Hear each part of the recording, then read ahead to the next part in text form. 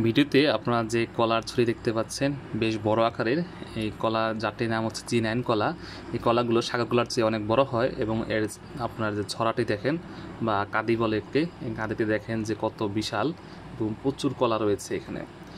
এই G9 কলা Israel থেকে ভারতে আনা হয়, তারপর ভারত থেকে বাংলাদেশে এই কলার জাতটি বাংলাদেশে আসে এবং টিস্যু কালচারের মাধ্যমে কলার চারা উৎপাদন করে বাংলাদেশের বিভিন্ন অঞ্চলে ছড়িয়ে দেওয়া হয়। টিস্যু কালচারে উৎপাদিত কলার চারা সেগুলো হচ্ছে রোগমুক্ত হয়, পোকামাকড় মুক্ত হয়। আপনার হচ্ছে প্রথম 2 সিজনে তেমন কোনো স্প্রে করা লাগে না, কারণ দেখেন যে আমার এই গাছে দেখেন মানে রোগবালাই খুবই কম।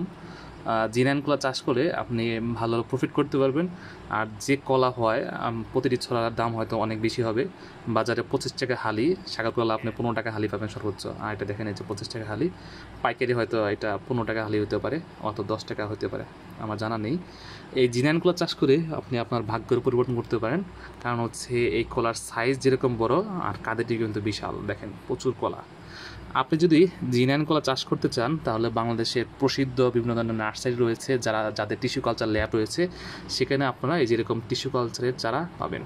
টিস্যু কালচারের চারা সুবিধা হচ্ছে সবগুলো চারার সাইজ একই রকম হবে, সবগুলো গাছের বৃদ্ধি একই রকম হবে এবং আপনি ভালো প্রফিট পাবেন, ভালো উৎপাদন হবে।